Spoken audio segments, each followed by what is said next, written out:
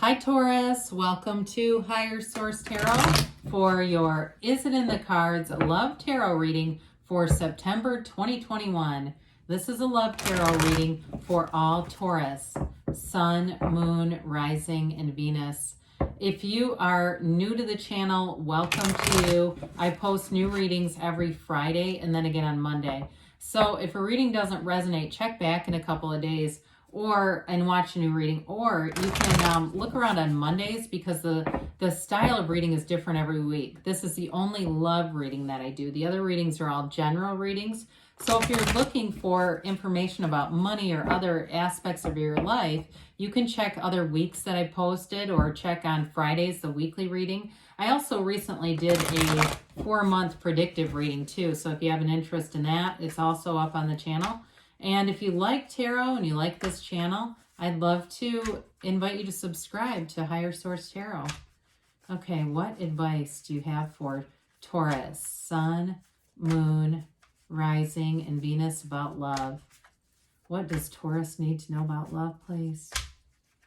What messages do you have for Taurus for their highest and best good? All right, so we'll begin, guys, with drawing 3 cards to represent your energy, 3 cards for the person you're attracting, 3 cards in the advice, then we'll have an Angel Answers Oracle card. Well, you've got the Tower, the 9 of Swords, and the Page of Swords. Their energy is the King of Wands, the 10 of Pentacles, and the 8 of Pentacles. The advice is the King of Swords, the Emperor, this is interesting, and the 4 of Cups. Well, I feel like for somebody here, your energy is like, it is indicative of coming out of the dark night of the soul, and there's different stages. Like I think the first stage is the dark night of the senses. You've had something major happen. I do feel like there's somebody who wants a commitment with you, especially with that Emperor here. Maybe in Aries, that's possible, but there's definitely a very committed energy. I mean, they're not going anywhere, whoever it is. So is it in the cards? I'm going to say yes. Even though the Emperor and the King of Swords aren't necessarily like the most loving energies, they're committed. I will tell you that.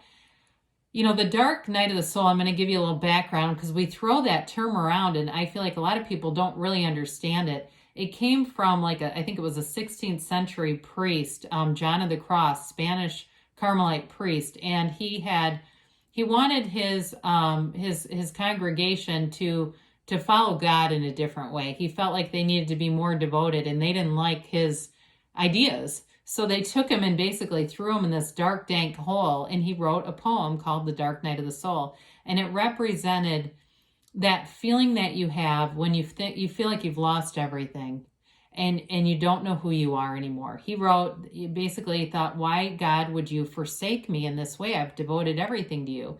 Well, they ended up yanking him out of the hole and then canonizing him as a saint. So it was quite something. And I feel like that Page of Cups is very representative.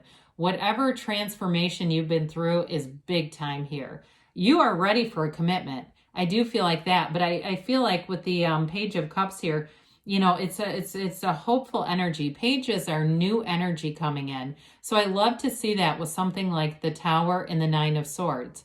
The Tower will take out anything that's not meant for you. It's not for your highest and best good. And sometimes we think that the Tower is a bad thing, but really I like to think of it as you've got this beautiful piece of land. Maybe it's on a beach, right? It's on this pristine beach, but it's got this old dilapidated tower on it and it's unusable. And you say, oh my God, I don't know what I'm going to do with this. It's too expensive to get rid of the tower. It's too expensive to renovate it. All of a sudden a hurricane comes through and rips it off the land. And you're like, oh, thank God, I'm done with that. And then you can build the beautiful beach house that you want. It's that kind of thing. It frees you up to your something more. So the Page of Cups is a developing energy. It does feel like you're going to meet somebody, and you might have been meeting with the 4 of Cups being here. You might have met other people that just there wasn't a spark. And it's sort of like a rebirth for you. This is like a rebirth where you're figuring yourself out in some regards. And really, there's a curiosity here with that Page of Cups. It can be manifesting an ex, but I don't know, with the energies that are here, that looks like a pretty bad ending there. The darkness, the shadow aspects are your greatest guide into the light. And sometimes they are necessary for us to get into that place where with this kind of energy, the person you're attracting, they're not going to be a Four of Cups moment. I can tell you that. This person is amazing. They've got tenacity. They've got staying power, commitment. They're very goal oriented. I feel like this person, for some of you, I can see somebody in the gym where they are focused on themselves, but they're not critical of other people. Okay, it's like they understand it's you against you and them against them, right? They're not a competitive person in terms of, they don't do that in relationships. But I do feel like they inspire other people. They're a great motivator. They've got a fabulous energy for motivating and uplifting people with that King of Wands. Certainly could be another earth sign that you're attracting, or possibly a fire sign.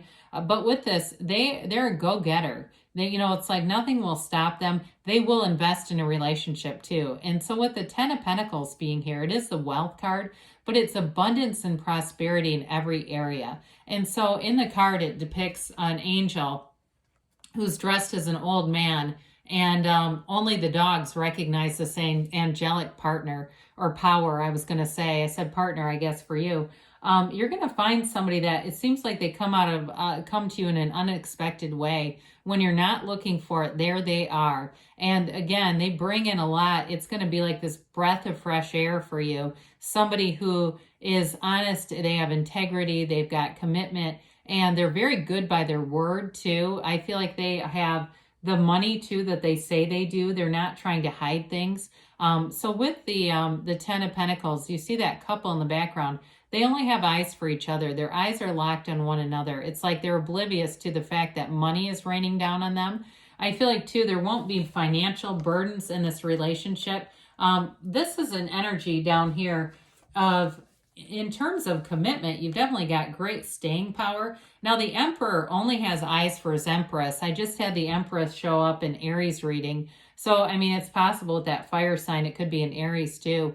But the Emperor always keeps his eye on his Empress. It's a very protective kind of energy, but he's also symbolic of wealth, and so is the King of Swords. It could be a lawyer that you're attracting, or somebody, again, who definitely has great financial stability. The swords were nobility in the tarot, and the Emperor is the architect of the universe. He gets what he wants, both of those.